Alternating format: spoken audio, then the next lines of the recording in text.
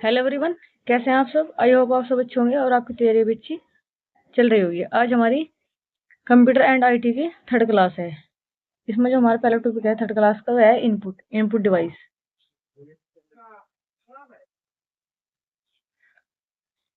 इसका पहला प्रश्न है, कंप्यूटर में निम्न में से कौन सी डिवाइस इनपुट डिवाइस नहीं है। A mouse, B printer, C keyboard, D scanner. C answer इसका B.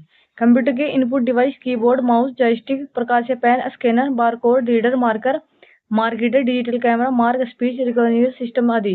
Computer output device monitor, printer, plotter, speaker, card reader, tape reader आदि।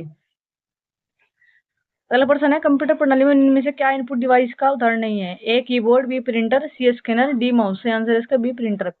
इनपुट डिवाइस एक विद्युत यांत्रिक युक्ति है जो डेटा और अनुदेशों को स्वीकार कर उसे कंप्यूटर के प्रयोग लायक बनाता है। Keyboard, mouse, scanner, camera, joystick, touch pad इत्यादि इनपुट डिवाइस है। प्रिंटर, प्रोजेक्टर, स्पीकर, मॉनिटर इत्यादि आउटपुट डिवाइस है। अगला प्रश्न है, पॉइंट एंड क्लिक शब्द मुख्य रूप से किस डिवाइस द्वारा की जाने वाली क्रिया का संदर्भित करता है। A keyboard, B mouse, C printer, D scanner. से आंसर इसका B mouse. Point and click शब्द मुख्य रूप से माउस द्वारा की जाने वाली क्रियाओं से संदर्भित करता है। इसका मतलब है कि सर्कल जो किसी आइकन बटन पर लिंक पर ले जाकर उस पर क्लिक करना। अगला प्रश्न है, कंप्यूटर तथा टाइपराइटर के लिए इस्तेमाल की जाने वाली कीबोर्ड की QWERTY शैली विधि का आविष्कार किसने किया है। A Michael Bullmark, B William Singerly, C Edward Rosewater, D Christopher Latham Sholes. सही आंसर इसका डी। इस शैली को WQRETY शैली कीबोर्ड पर वर्णों की व्यवस्था को 1868 में क्रिस्टोफर लेथम सोल द्वारा बनाया गया था। इसमें सामान्यतः 104 बटनें होती हैं। इसमें बटनों की व्यवस्था प्रचलित टाइपराइटर बटनों की तरह होती है, जिसमें अंग्रेजी के सभी अक्षरों को 3 पंक्ति में व्यवस्थित किया जाता है। इसे WQERTY कीबोर्ड इसलिए कहा जाता है क्योंकि अक्षरों में सबसे ऊपर वाली इन पंक्तियों की बाईं ओर के 6 बटन QWERTY तथा Y में क्रम में होते हैं। अगला प्रश्न है, कंप्यूटर के कीबोर्ड में कितनी वर्णमाला की होती है। A 24, B 25, D 26, D 27। सही आंसर इसका सी। कंप्यूटर के कीबोर्ड में कुल 26 वर्णमालाएं होते हैं तथा कीबोर्ड के मान में 102 की होते हैं। की तालिका 3 प्रकार के होते हैं, अल्फा न्यूमेरिक की, फंक्शन की और स्पेशल की। अगला प्रश्न है, कंप्यूटर माउस किस प्रकार का डिवाइस है। A input, B output, C software, D storage. सही आंसर इसका A input. Input device mouse, keyboard, microphone, scanner, OCR। Output device monitor, VDU, speaker, printer. अगला प्रश्न है, इनमें से किस इनपुट डिवाइस का उपयोग व्यापक रूप से योग्यता परीक्षण जैसे परीक्षण में किया जाता है। A barcode reader, D optical mark पहचान, सी मैग्नेटिक इंक करेक्टर पहचान, डी टचपैड। सी आंसर इसका बी।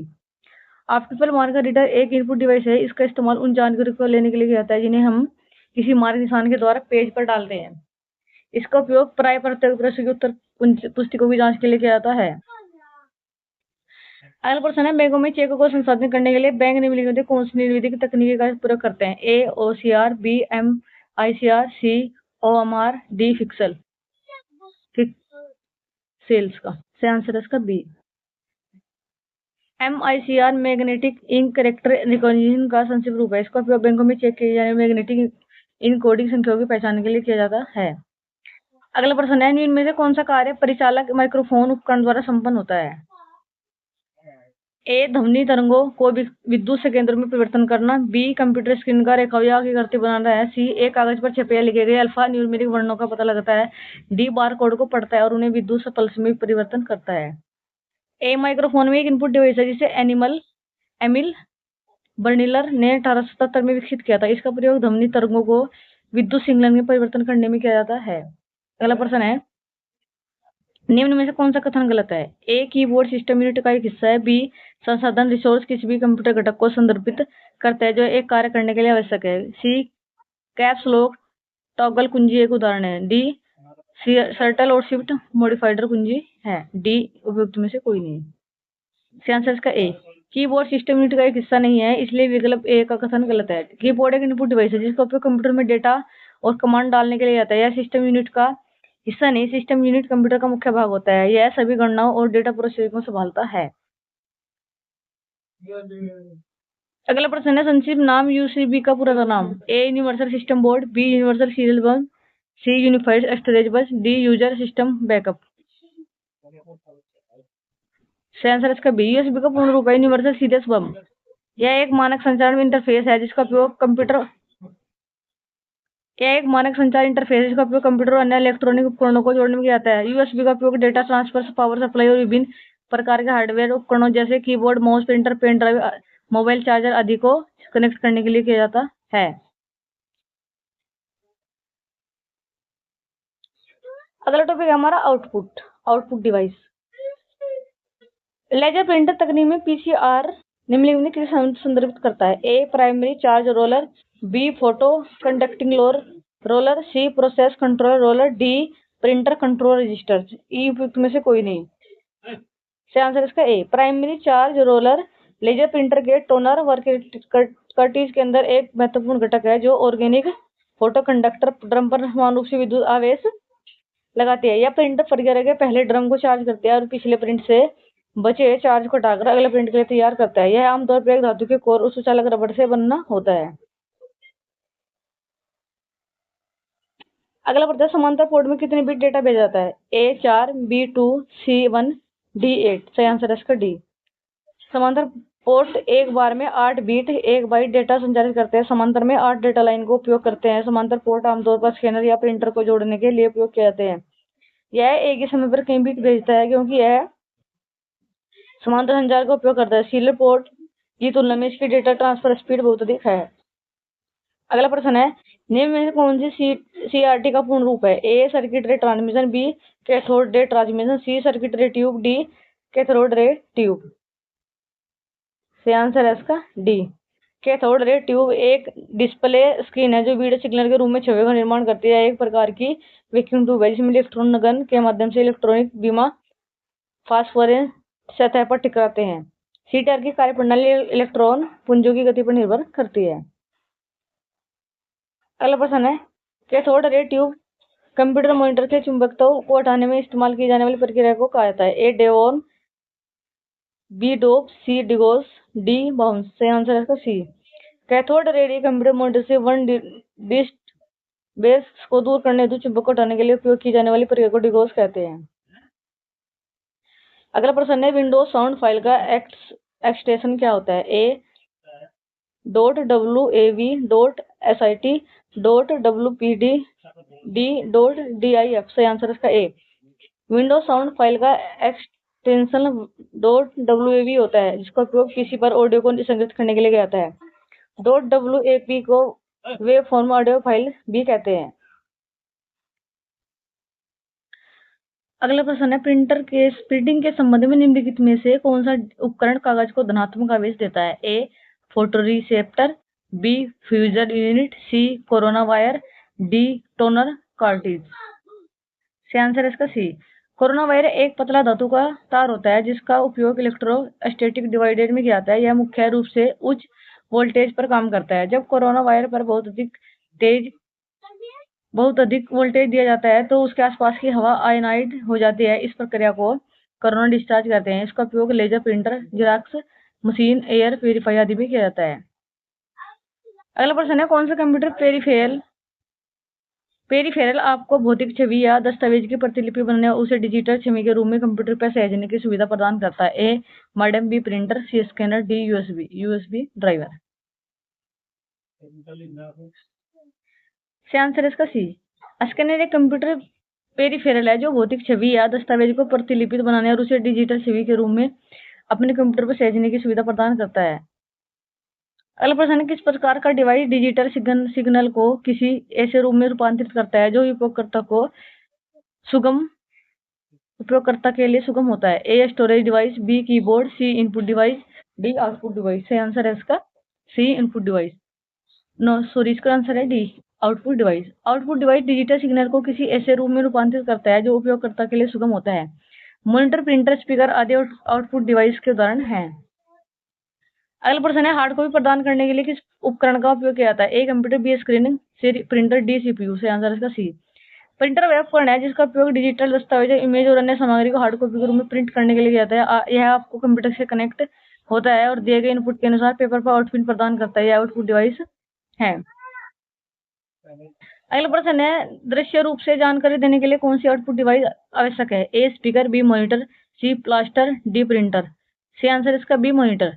दृश्य रूप से जानकारी देखने के लिए जिस आउटपुट डिवाइस का उपयोग किया जाता है वह मॉनिटर है। या स्क्रीन पर टेक्स्ट, ईमेल, वीडियो आदि को देखे जाते हैं, जबकि स्पीकर ऑडियो इनपुट है। प्लास्टर ग्राफिक को कागज पर प्रिंटर करता है और प्रिंटर दस्तावेज प्रिंट करता है। अगला प्रश्न है, कौन सा उपकरण डेटा को मानव पठनीय रूप में परिवर्तन करता है?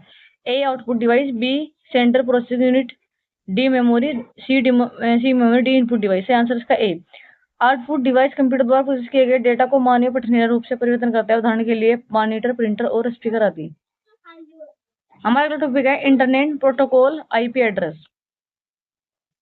इसका पहला प्रश्न है, 1980 में टीसीपी या आईपी द्वारा किस प्रोटोकॉल को प्रतिस्थापित किया गया था? A user datagram protocol, B network control protocol, C hypertext transfer protocol, D file transfer protocol. सही आंसर इसका बी।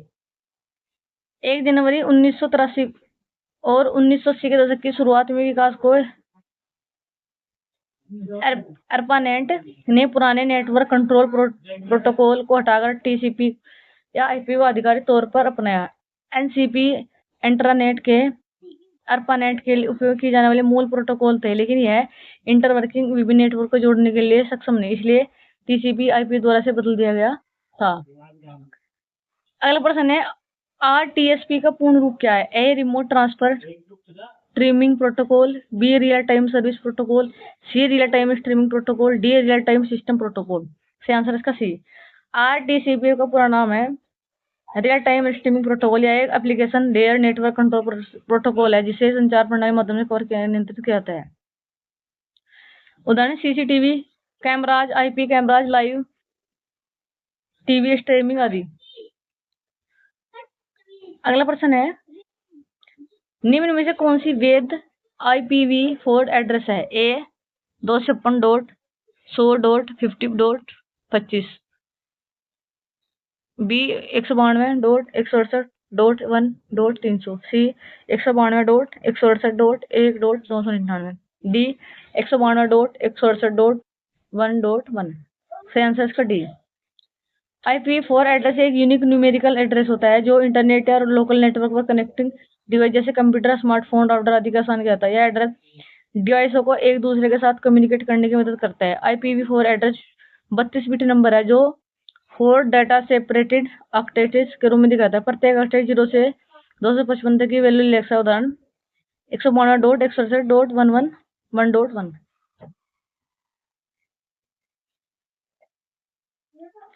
अगला प्रश्न है, एनालॉग सिग्नल को डिजिटल बिट स्ट्रीम में परिवर्तन करने के लिए उपयोग की जाने वाली तकनीक को क्या कहते हैं? A pulse stretcher, B query processing, C queue management, D pulse code modulation. सही answer B. Pulse code modulation यह तकनीक है जिसका उपयोग एनालॉग सिग्नल को डिजिटल बिट स्ट्रीम में परिवर्तन करने के लिए किया जाता है। अगला प्रश्न है, वेब उपकरण सॉफ्टवेयर जो इंटरनेट पर क्लाइंट अनुरोधों और सर्वर प्रतिक्रियाओं के बीच मध्यस्थता के रूप में कार्य करता है उसे किस रूप में जाना जाता है? ए मॉडेम, बी स्विच, सी प्रॉक्सी सर्वर, डी फायरवॉल। सही आंसर है इसका सी। प्रॉक्सी सर्वर एक माध्यम उपकरण या सॉफ्टवेयर है जो इंटरनेट पर क्लाइंट अनुरोधों जैसे एक वेब के लिए आपका अनुरोध और सर्वर प्रक्रिया जैसे उस वेब पेज को वापस भेजने के बीच कार्य करता है तथा सुरक्षा, प्रदर्शन और गोपनीयता जैसे विभिन्न उद्देश्यों से पूरा कर सकता है। अगला प्रश्न है, डोमेन नाम प्रणाली के संबंध में गलत कथन की पहचान कीजिए। ए डीएनएस सर्वर डिफॉल्ट रूप से पोर्ट 53 का उपयोग करते हैं। बी डीएनएस जोन ट्रांसफर के लिए टीसीपी और क्वेरीज के लिए यूडीपी उपयोग करते हैं। सी डीएनएस कैशिंग नेटवर्क दक्षता में सुधार करते हैं। डी डोमेन नामों में आईपी एड्रेस में अनुवाद करते हैं। ई उपयुक्त में से कोई नहीं। सही आंसर इसका ई। डोमेन नेम सिस्टम के संबंध वह कथन है, डीएनएस सर्वर डिफॉल्ट के रूप में पोर्ट उपयोग करता है। यह जोन ट्रांसफर के लिए सीटीपी और सामान्य क्वेरीज के लिए यूडीपी उपयोग करता है। डीएनएस केसलेस वर्किंग दस्ता में सुधार करता है क्योंकि यह बार 2 की जाने वाली क्वेरीज के लिए प्रतिक्रिया समय को कम करता है। डीएनएस डोमेन नामों को आईपी एड्रेस में अनुवाद करता है जिससे ब्राउज़र सही होकर कनेक्ट हो पाता है।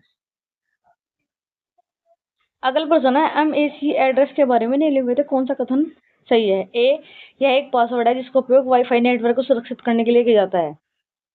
बी यह उपयोगकर्ता द्वारा डिवाइस को दिया गया सीरियल बम है। सी यह वह वायरलेस में प्रयुक्त एक प्रकार का एन्क्रिप्शन है। डी, यह निर्माता द्वारा प्रत्येक डिवाइस को दी गई विशिष्ट पहचान है। सही आंसर इसका डी।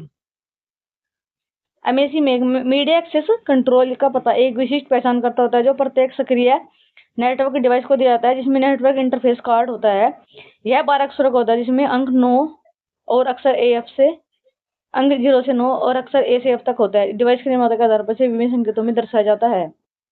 अगला प्रश्न है, कौन सा उपकरण होमवर्क नेटवर्क एक अधिकार उपकरणों द्वारा पहुंच वाला केंद्रीकृत स्टोरेज प्रदान करता है? A router, B splitter, C modem, D network attached storage. सही आंसर है इसका डी।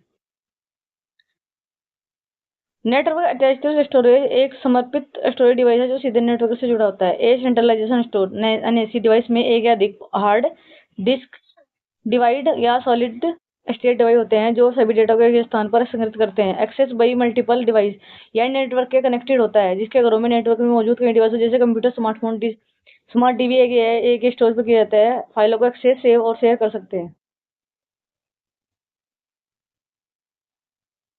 अगला प्रश्न, नेटवर्क कमांड टूल का उपयोग कार्य से मिलान कीजिए। सूची 1 कमांड टूल, बी सूची 2 कार्य function. Ping, B IP config, G trace route, D NS lookup. कार्य में है रिकॉर्ड बताना। सेकंड है सिस्टम का आईपी फंगेशन दिखाता है। थर्ड है डिवाइस के साथ कनेक्टिविटी की जांच करता है। फोर है नेटवर्कों के बीच पैकेज के पथ को ट्रैक करता है। सेंसर का डी। पिंग का कार्य है डिवाइस के साथ कनेक्टिविटी की जांच करता है। आईपी कॉन्फिग का कार्य सिस्टम का आईपी कॉन्फ़िगरेशन दिखाता है। टेरारूट का कार्य है नेटवर्कों के बीच पैकेट के पथ को ट्रैक करता है। और एनलुकअप का मतलब है डीएनएस रिकॉर्ड बताता है।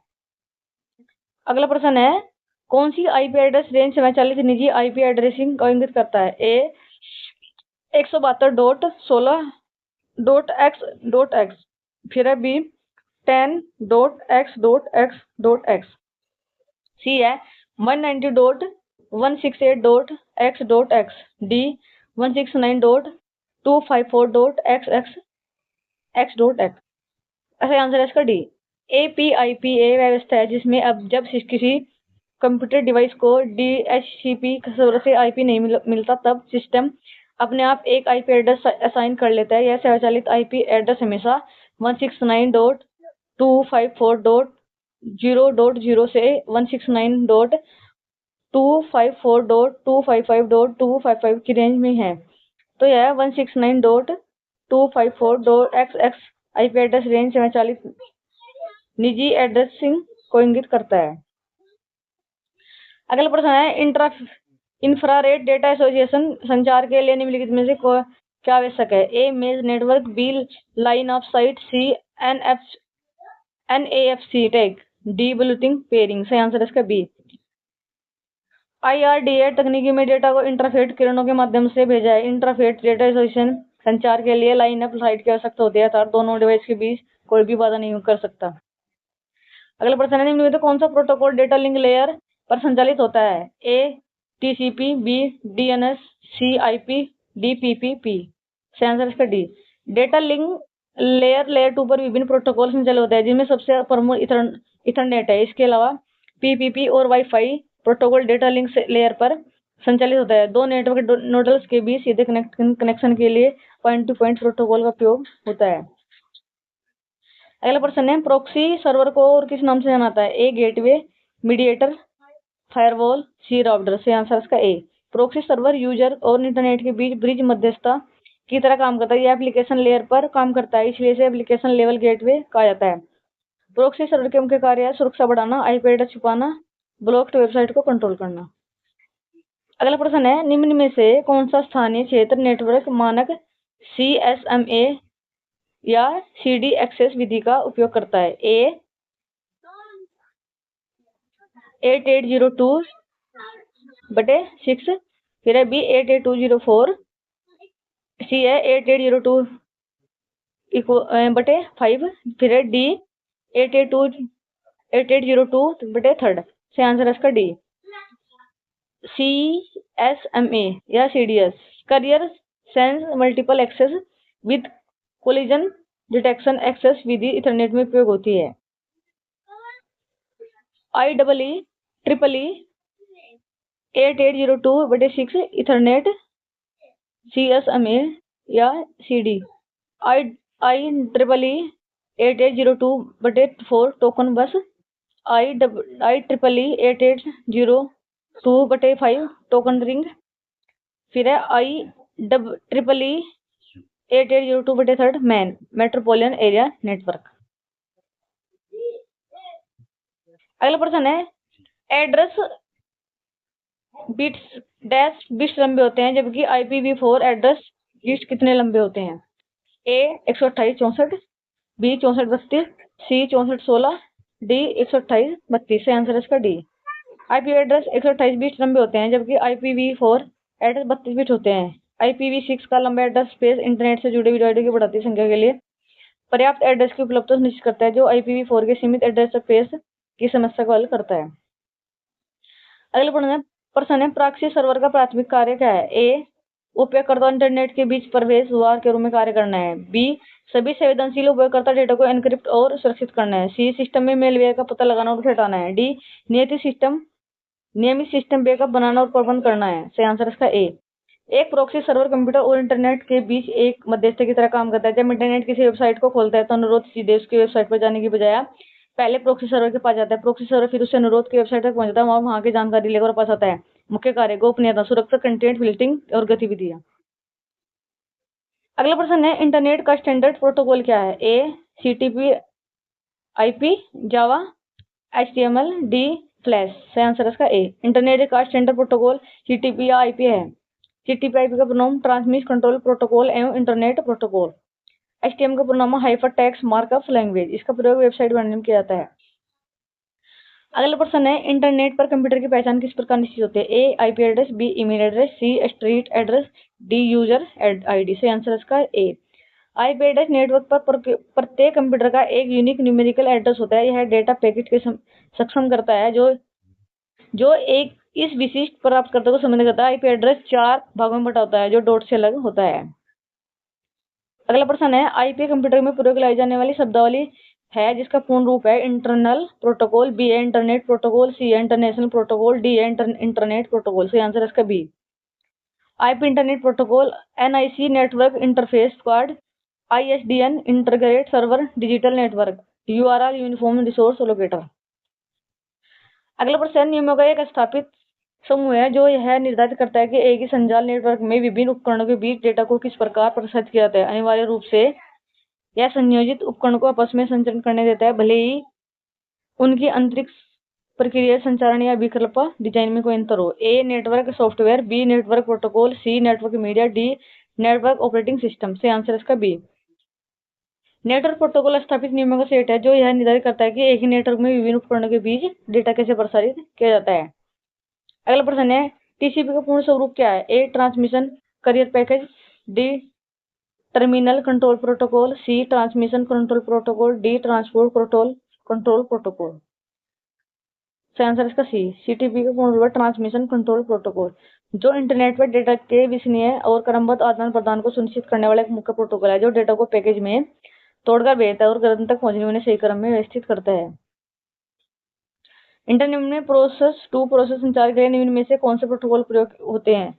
सही है network layer protocol, B data link layer protocol, C application layer protocol, D transport layer protocol. सही आंसर इसका D। इंटरनेट में प्रोसेस टू प्रोसेस संचार के लिए ट्रांसपोर्ट लेयर प्रोटोकॉल का प्रयोग होता है। यह ट्रांसपोर्ट लेयर परत के ऊपर रहने का कई नेटवर्किंग अनुप्रयोग को अनुमति देता है। अगला प्रश्न है डायल अप लाइनों में IP पैकेट रिले करने वाला पहला प्रोटोकॉल कौन सा था? A 3 line up IP, B double line IP, C serial line IP।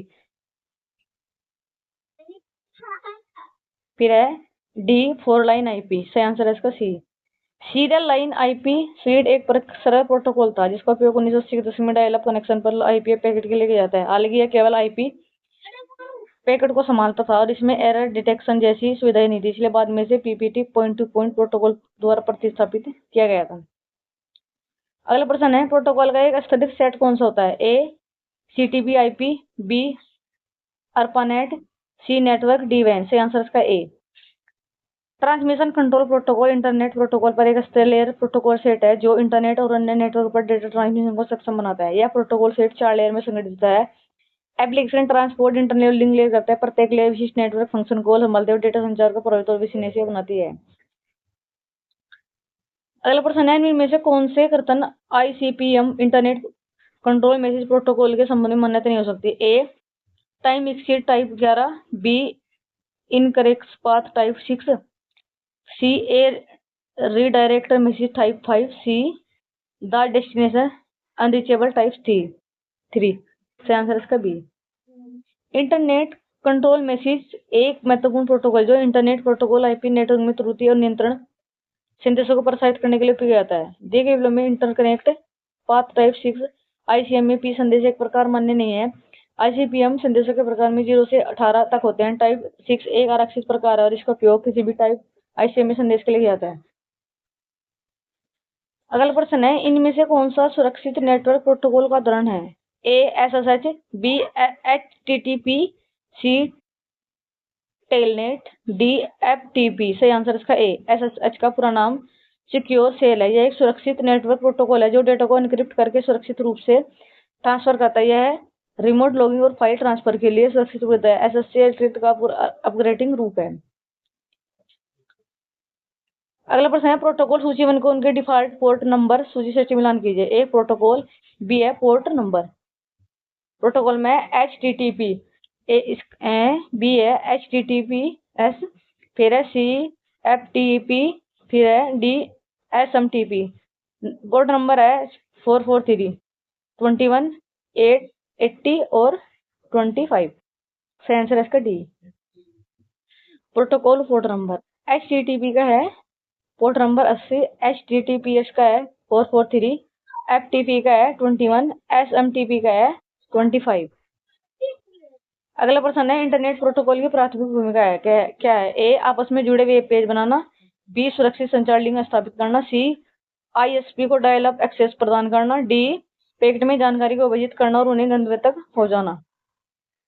सही आंसर है D. IP internet protocol server पर नेटवर्क पर डेटा को प्रोटेक्ट में बांटता है और उन्हें सही गंतव्य तक पहुंचाने का काम करता है। यह नेटवर्क लेयर पर काम करता है और डेटा के रूटिंग और एड्रेसिंग की जिम्मेदारी संभालता है। अगला प्रश्न है, इंटरनेट बनाने वाले नेटवर्क में किस रूटिंग प्रोटोकॉल का उपयोग किया जाता है? A exterior gateway protocol, B interior gateway protocol, C link state protocol, D distance vector routing. सही आंसर इसका ए। इंटरनेट बनाने वाले नेटवर्क में मुख्य रूप से एक्सटीरियर गेटवे प्रोटोकॉल का उपयोग होता है। इसका सबसे प्रमुख उदाहरण बीजीपी है जो इंटरनेट पर विभिन्न स्वास्थ्य प्रणालियों के बीच रूटिंग निर्णय लेने के उपयोग किया जाता है।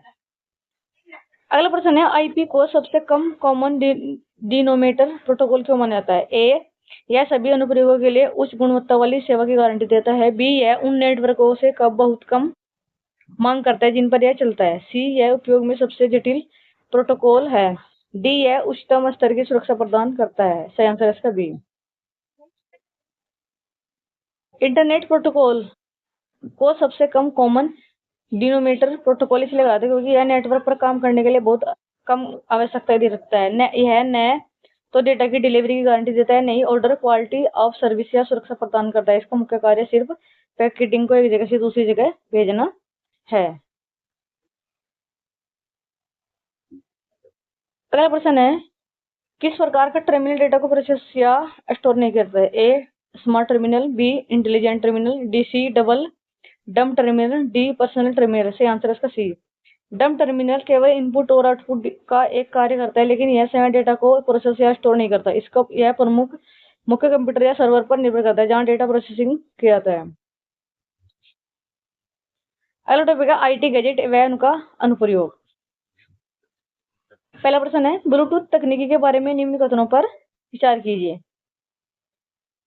ब्लूटूथ स्पेशल इंटरफेस ग्रुप द्वारा बनाए गए मानक पर आधारित है। सेकंड, यह बिना लाइसेंस वाले 2.4 HGB बैंड में काम करता है। थर्ड है, बैंडविड्थ 30 से 24 Mbps संस्करण के आधार पर तक की रेंज वाली होती है।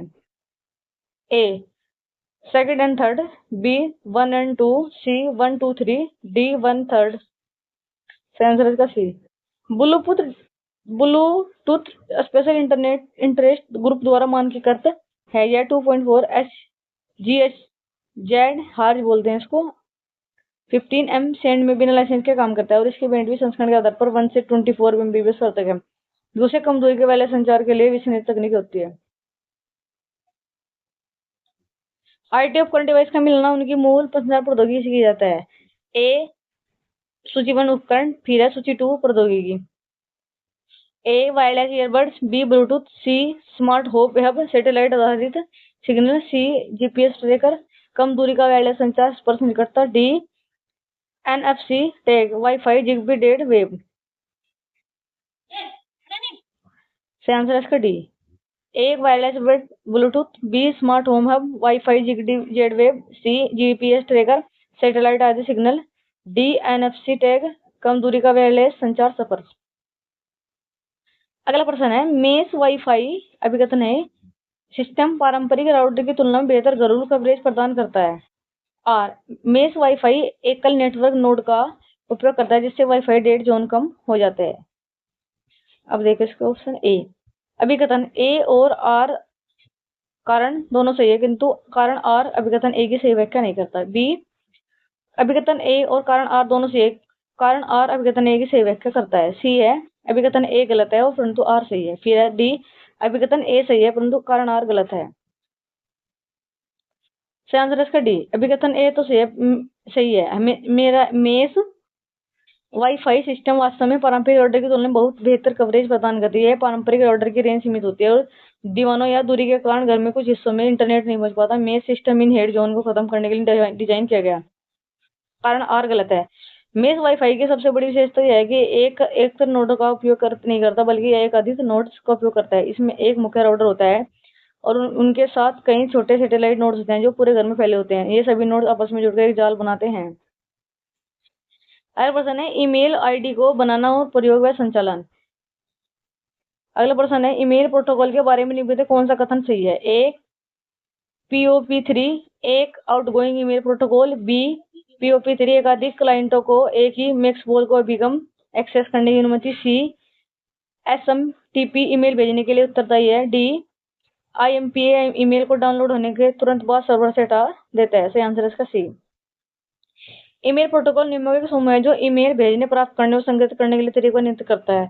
SMTP simple mail transfer protocol email संदेश भेजने के लिए जिम्मेदार है। POP3 पोस्ट ऑफिस प्रोटोकॉल संस्करण 3 ईमेल सर्वर में संग्रहित इनबॉक्स तक पहुंचा करता है।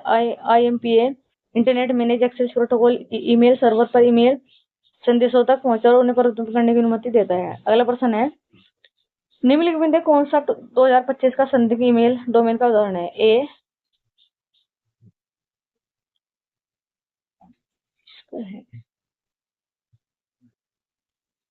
@google.com, बी microsoft-teams.net, सी microsoft.com, डी support@company.com। ई में से कोई नहीं। से आंसर इसका बी। संधि के फिशिंग ईमेल में प्राय ऐसे डोमेन नाम होते हैं जो वेद संस्थाओं में मिलते जुलते हैं। माइक्रोसॉफ्ट टीम .net एक संदिग्ध डोमेन का कारण है क्योंकि यह वेद माइक्रोसॉफ्ट डोमेन के समान बनाया गया है। अगला प्रश्न है, ईमेल में द्वितीयक प्राप्तकर्ता की ईमेल आईडी एज फील्ड में दर्ज की जाती है। A CC, B BCC, C subject, D to. सही आंसर इसका ए।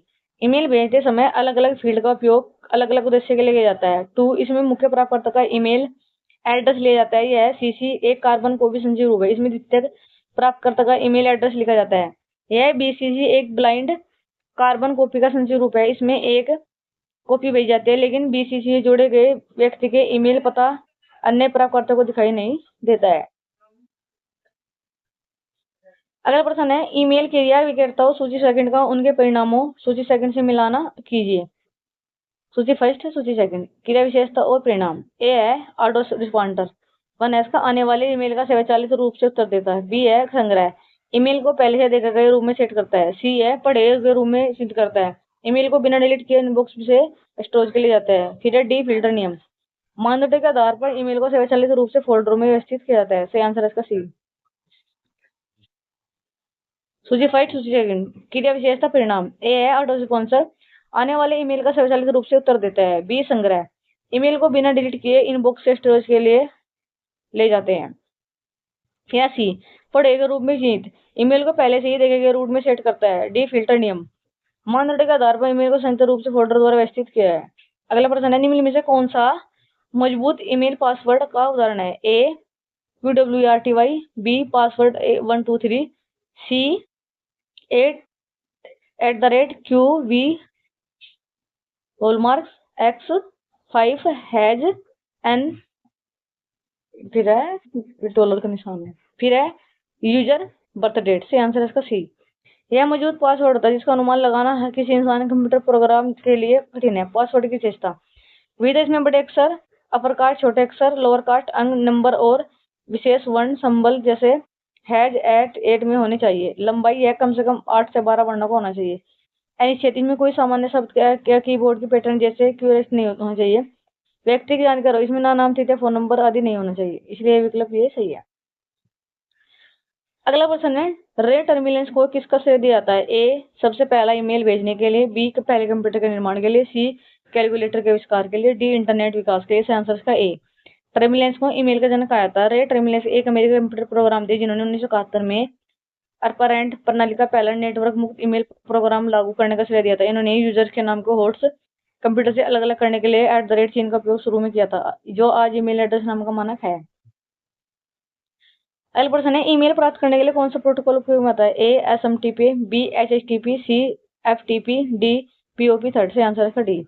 ईमेल प्रोटोकॉल ईमेल भेजने के और प्राप्त करने की नियम और प्रक्रिया है। POP थर्ड और IMAP प्रोटोकॉल का उपयोग एक ईमेल सर्वर से ईमेल प्राप्त करने के लिए होता है।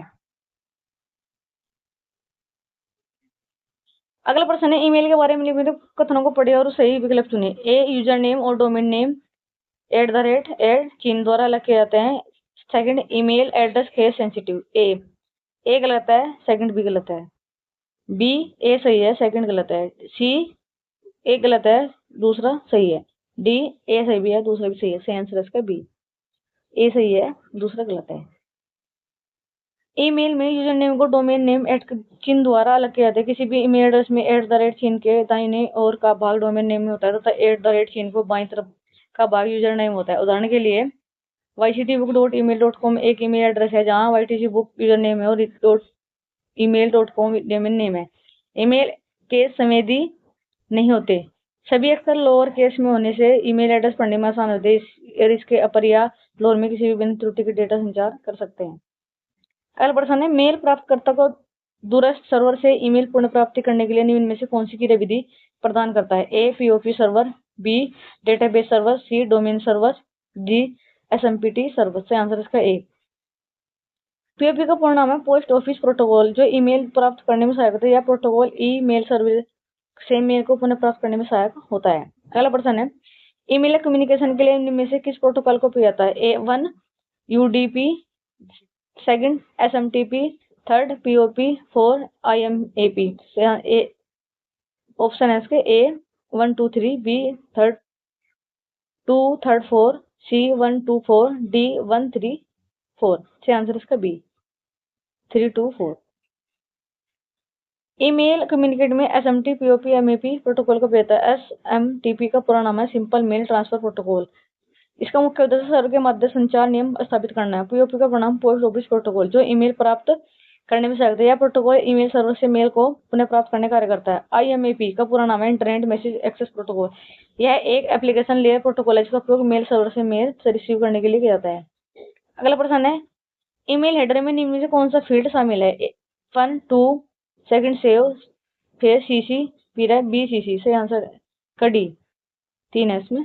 ऐसा ऑप्शन देख लो उसके 1 2 3, फिर है 2 3 4, फिर है 1 2 4, फिर है डी 1 3 4। से आंसर इसका डी। ईमेल हेडर वह क्षेत्र है जिसमें आप ईमेल सामग्री क्षेत्र के ऊपर महत्वपूर्ण जानकारी देते हैं। ईमेल हेडर के अंतर्गत निम्नलिखित फील्ड आते हैं। 2 CC BCC सब्जेक्ट, जबकि सेव इसके अंतर्गत नहीं आता। SMT का पूर्ण रूप क्या है? Solid mail connection protocol, B simple mail transfer, C simple mass translation, D system mail translation. से आंसर इसका B SMRTP simple mail transfer protocol का संक्षिप्त रूप है। SMT प्रोटोकॉल का मुख्य उद्देश्य सर्वर के मध्य संचार स्थापित करना है। SMT का सिर्फ ईमेल भेजने के लिए प्रयोग किया जाता है। अगला प्रश्न है, ईमेल के लिए निम्न से किस प्रोटोकॉल का उपयोग किया जाता है? ए टेलनेट और एसएमटी का, बी एसएमटीपी का, फिर है बी एसएमटीपी और पीओपी का, सी पीओपी और एफटीपी का, बी टेलनेट एफटीपी का। सही आंसर है इसका बी। ईमेल प्रोटोकॉल निम्न के समय जो क्लाइंट को ईमेल सर्वर के तंग प्रसारित करता है। सेकंड है एसएमटी पर सिंपल मेल ट्रांसफर प्रोटोकॉल संचय रूप है। एसएमटीपी प्रोटोकॉल का मुख्यतः सर्वर के माध्यम से संचार नियम स्थापित करता है। एसएमटी के माध्यम में हम इंटरनेट पर एक दूसरे को मेल भेजकर रिसीव कर सकते हैं। या एक एप्लीकेशन लेयर प्रोटोकॉल, तो इसकी पोर्ट संख्या 25 है। सेकंड, पीओपी का अर्थ है पोस्ट ऑफिस प्रोटोकॉल, जो ईमेल प्राप्त करने का भेजने में सहायक होता है, और यह प्रोटोकॉल ईमेल सर्वर से मेल को पुनः प्राप्त कर सकता है। इसका नवीनतम संस्करण पीओपी कर है। IMAP internet message access protocol का संक्षिप्त रूप है। यह एक एप्लीकेशन लेयर प्रोटोकॉल है जिसका उपयोग मेल सर्वर मेल रिसीवर करने के लिए किया जाता है। आईएमएपी प्रोटोकॉल का उपयोग पीओपी थर्ड के सर्वर मेल की तरह रिसीव करने के लिए किया जाता है। अगला प्रश्न है, ईमेल में बीसीसी का अर्थ है? A bulk custom copy, B bring active create copy, C blind carbon copy, D blind creative copy. अगला प्रश्न है,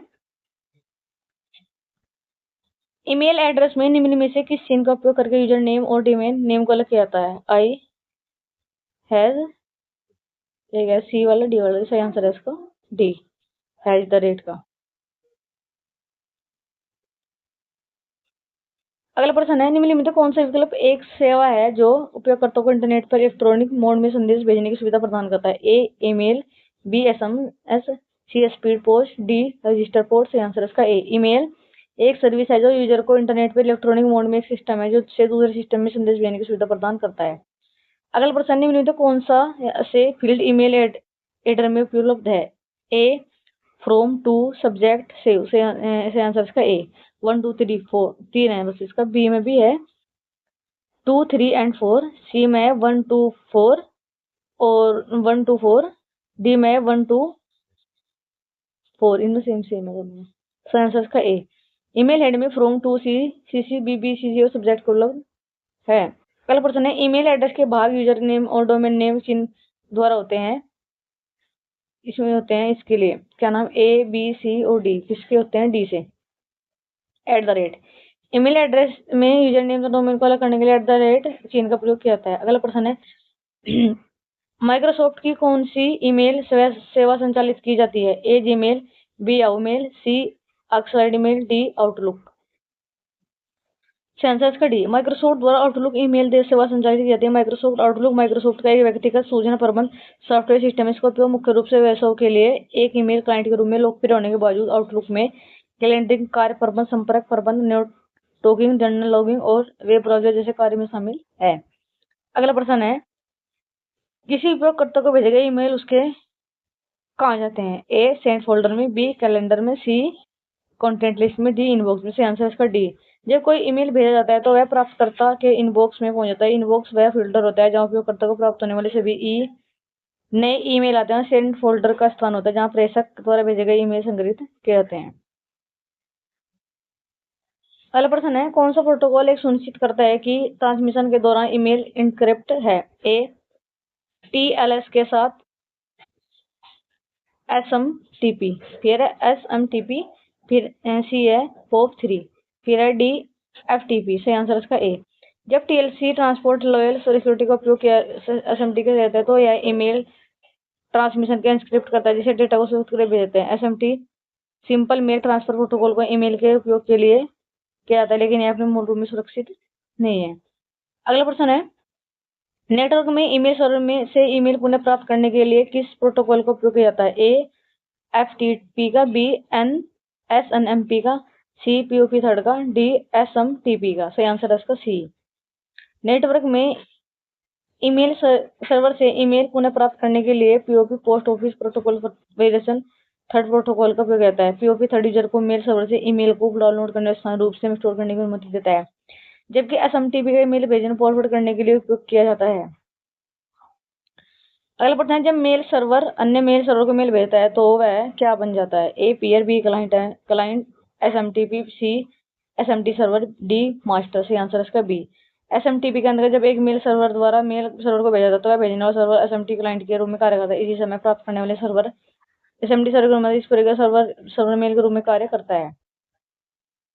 अगला प्रश्न है SMTP का पूरा नाम क्या है? Simple message transfer protocol, B small mail transfer protocol, C small message transfer, C simple mail transfer. Answer का डी। SMTP का पूरा नाम सिंपल मेल ट्रांसफर प्रोटोकॉल है। यह मुख्य सर्वर के बीच ईमेल ट्रांसफर करने के लिए प्रयोग किया जाता है, जबकि IMAP और या POP थर्ड प्रोटोकॉल उपयोगकर्ता को ईमेल प्राप्त करने के लिए प्रयोग किया जाता है। अगला प्रश्न है प्रत्येक प्रोटोकॉल कॉलम में उसके प्राथमिक कार्य विवरण कॉलम बी सम्मिलित कीजिए। कॉलम ए और column B. SMTP IMAP server के बीच ईमेल भेजने के लिए प्रोटोकॉल। सेकंड का है सर्वर पर ईमेल पुनः प्राप्त करने और सिंक्रेज करने के लिए प्रोटोकॉल। सी है POP थर्ड ईमेल डाउनलोड करने के लिए प्रोटोकॉल अक्सर उन्हें सर्वर से हटाते हैं। डी है MIME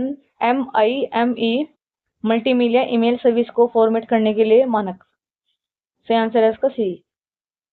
ए का है SMT का सर्वर के बीच ईमेल भेजने के लिए प्रोटोकॉल। बी है IMAP का सर्वर पर ईमेल पुनः प्राप्त करने के लिए सिंक्रोनाइज करने के लिए प्रोटोकॉल। सी POP तक ईमेल डाउनलोड करने के लिए प्रोटोकॉल अक्सर उन्हें सर्वर से हटाते हैं।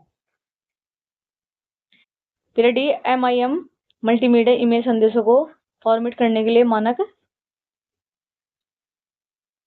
अगला प्रश्न है ईमेल प्रेषक को प्रमाणिकता को सत्यापित करने के लिए डोमेन के लिए अधिकृत मेल सर्वर निर्दिष्ट करने के लिए मुख्य रूप से किस प्रकार के DNS रिकॉर्ड का उपयोग किया जाता है? A recorder, B recorder, C नहीं AMX recorder, B AAA recorder, C PTR recorder, D storage as a text recorder. सही आंसर इसका D. SPF sender policy framework record एक TXT रिकॉर्ड के रूप में जाता है। यह निर्देश करता है कि कौन से मेल सर्वर या IP एड्रेस उन डोमेन को ईमेल भेजने के लिए अधिकृत या मेल स्पूफिंग और फिनिशिंग को रोकने के लिए अंत करता है। हालांकि MX मेल एक्सचेंज रिकॉर्ड का उपयोग ईमेल के सर्वर को निर्दिष्ट करने के लिए जाता है, न कि प्रेषक की प्रामाणिकता सत्यापित करने के लिए। अगला प्रश्न है संदेश भेजने के लिए ईमेल क्लाइंट को कॉन्फ़िगर करते हैं यह सुनिश्चित करने के लिए आउटगोइंग ईमेल संचारण इनक्रिप्ट है। कौन सा प्रोटोकॉल और इसका सुरक्षित संस्करण सबसे अधिक उपयोग किया जाता है? A POP third, B SMTP over LTS, C SMTP D है IMPAP। सही आंसर है इसका बी। मेल भेजते समय SMT simple mail transfer protocol का उपयोग किया जाता है, लेकिन सुरक्षित संचार एनक्रिप्ट के लिए SMT को TLS ट्रांसफर लेयर सिक्योरिटी ने इस्तेमाल किया था, जिसे SMTP कहा जाता है। अगला प्रश्न है आप ईमेल में किस प्रकार की फाइल संलग्न कर सकते हैं? ए कोई भी फाइल जिसे फाइल फॉर्म में रखा था। बी केवल टेक्स्ट दस्तावेज, सी केवल ऑडियो फाइल, डी केवल छवियां। सही आंसर इसका ए। ईमेल में लगभग किसी भी प्रकार की फाइल को संलग्नित किया जा सकता है, जैसे टेक्स्ट दस्तावेज PDF .x, ऑडियो फाइलें MP3 WAV, फिर वीडियो फाइलें MP4 VAI,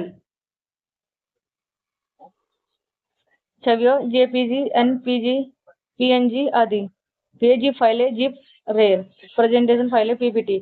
हालांकि कुछ ईमेल सेवाएं कुछ सुरक्षा कारणों से कुछ विशेष प्रकार की फाइलें जैसे .exe या .bat को ब्लॉक कर सकते हैं, लेकिन सामान्य रूप से कोई भी फाइल इसे डिजिटल रूप से सहेजा जा सकता है वह ईमेल में संलग्न की जा सकती है। अगला प्रश्न है ईमेल में प्राप्तकर्ता को पता चलाने बिना दूसरों को कॉपी करने के लिए ईमेल में से किसका उपयोग किया जाता है? A blind carbon copy, B carbon copy, C forward, D data communication channel. सही आंसर इसका ए। ईमेल में प्राप्तकर्ता पता चले बिना दूसरों में कॉपी करने के लिए ब्लाइंड कार्बन कॉपी का उपयोग किया जाता है। BBC में भी ईमेल एड्रेस काला जाता है, उनकी जानकारी 2 या कार्बन कॉपी में डाले जाते हैं। अगला प्रश्न है ईमेल स्वरूप के संबंध में माइक्रोसॉफ्ट आउटलुक क्या सुविधाएं प्रदान करता है? ए अनुलग्न को समर्थन नहीं करता, बी यह केवल प्लेन टेक्स्ट की अनुमति देता है, सी यह केवल HTML का उपयोग करके ईमेल को प्रतिरूपित करता है, डी यह ईमेल संपादन के रूप में माइक्रोसॉफ्ट वर्ड का उपयोग करता है। सही आंसर है इसका डी। माइक्रोसॉफ्ट आउटलुक ईमेल स्वरूप के संबंध में कई सुविधाएं प्रदान करता है, जिनमें एक प्रमुख सुविधा यह है कि यह ईमेल संपादक के रूप में माइक्रोसॉफ्ट वर्ड का उपयोग करता है। अगला प्रश्न है ईमेल अटैचमेंट भेजने के लिए निम्न में से कौन सा नवीनतम और सर्वोत्तम मानक है? ए MIME, फिर एनकोडिंग, फिर है ASCII, फिर है बिनहेक्स। सही आंसर इसका A. Multipurpose internet mail extension email द्वारा मल्टीमीडिया कंटेंट जैसे टेक्स्ट, इमेज, ऑडियो, वीडियो और अटैचमेंट फाइलें भेजते हैं। फाइलों के लिए भेजने के लिए नवीनतम और सर्वोत्तम मानक है। इनकोडिंग और बिन हैक्स पुराने तरीके हैं जिन्हें अब बहुत कम उपयोग किया जाता है। आई होप आपको हमारी क्लास अच्छी लगे। अगर आपको हमारी क्लास अच्छी लगे तो वीडियो को लाइक कीजिए और शेयर कीजिए। थैंक यू, धन्यवाद।